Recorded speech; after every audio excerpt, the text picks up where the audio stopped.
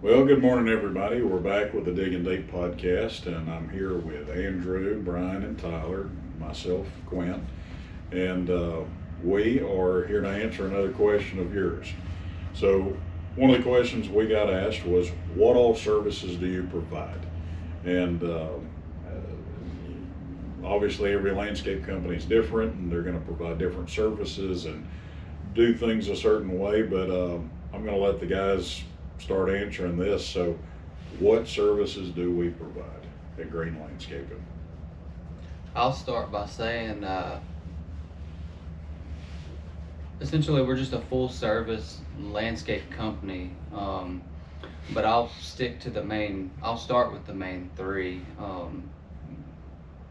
So we provide maintenance, which consists of obviously mowing, just the basic maintenance, mowing, weed eating, pruning, that type stuff, spraying herbicide for weeds. And then enhancements is small installs, I should say.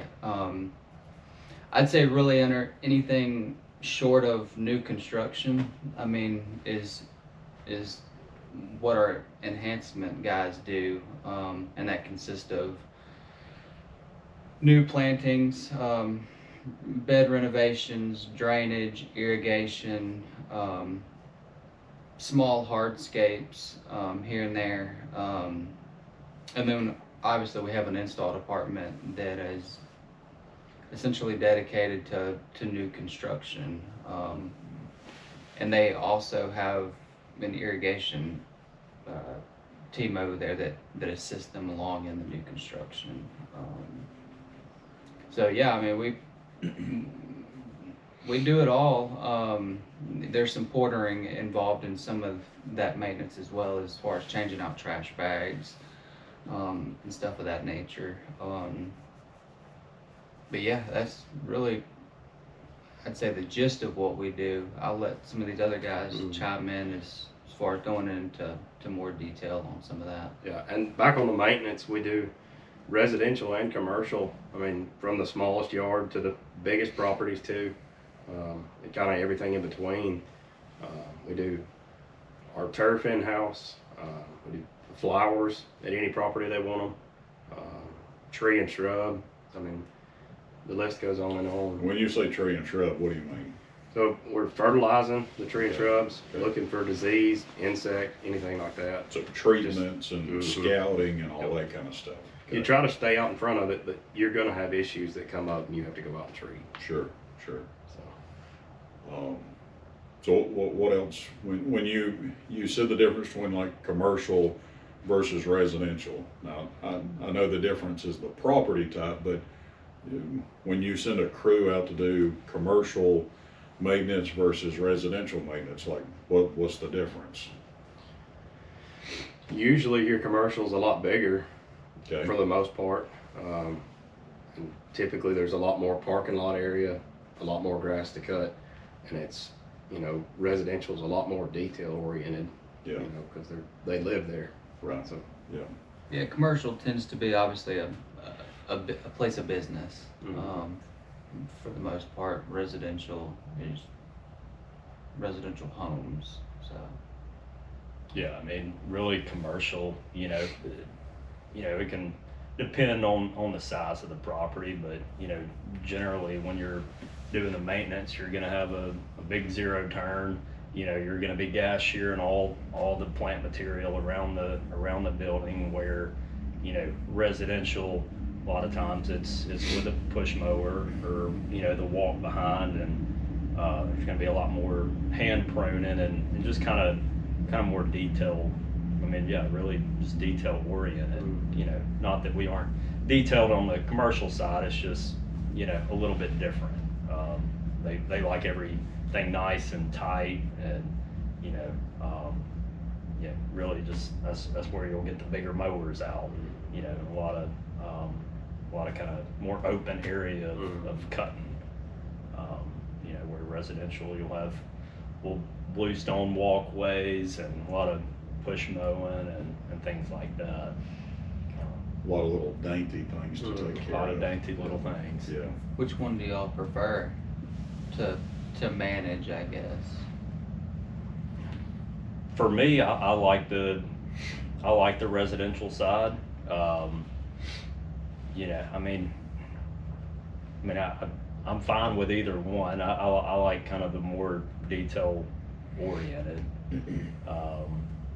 You know, a little hand pruning and pruning on the boxwoods and things like that. But I mean, it's a, you know, personal preference. I mean, everybody's different. Yeah, I'd say I guess it depends. For me, it depends on what day you ask me. Yeah, For sure. who's called the office? Yeah, some days, you know, you'd rather be doing residential, smaller properties. Everything's right there. You don't have to go a half a mile across the parking lot to check on something or to catch a guy doing something that either he shouldn't be doing or you didn't ask him to do at that point in time. But commercial, you can tend to, and I say this carefully, you can get away with a little bit more. You have a little more leeway on commercial because it's a place of business.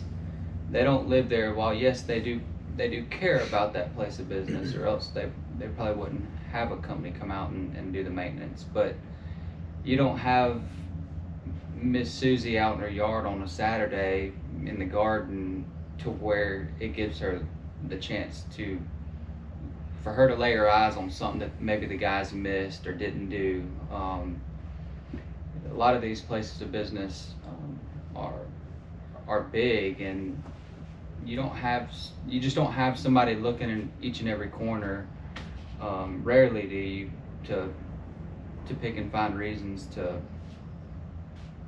complain. I mean, obviously the guys should be doing what they need to be doing to get that property in the best possible shape. But on a lot of these commercial properties, if you've been in the industry long enough, you know just the budgeted man hours. Sometimes your hands are tied and you can't go out there and do everything every visit. So that's where time management skills for the foreman really play a big role, because you can get out there and get overwhelmed if you're trying to do every little thing every single time. You just have to know what has to be done this visit, what can be put off till next visit. Well, it's setting up a pattern for yourself. Right. So like for me, I like the big giant commercial or industrial properties where there's kind of all these things to think through, the logistical aspect of how do we accomplish this. We have X number of guys, and like one of my favorite properties, we keep a crew at full time, and you know there are tractors and over half a dozen mowers on the property, over half a dozen guys out there all the time, and there's hundreds of yards of mulch to put out, hundreds of flats of flowers to take care of. There's you know, over 1,000 acres to keep up with. Like there's all these different moving parts. But to me, I guess the fun of it is kind of the sheer size and scale. But to kind of, I guess, go more towards what you're talking about, Brian, like, yes, you can take a quarter acre, half acre, 1 acre property and maintain it to the nth degree and comb over every tiny little detail.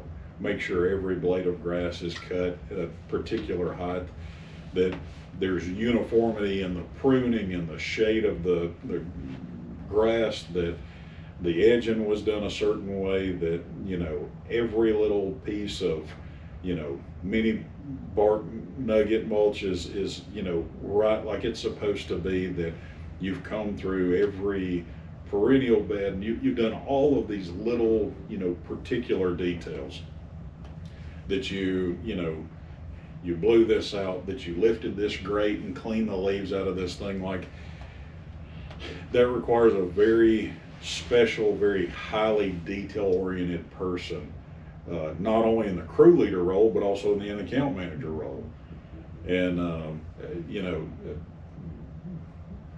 through attrition and turnover, it becomes kind of overwhelming at times trying to retain all of those details and generationally pass that on every single time.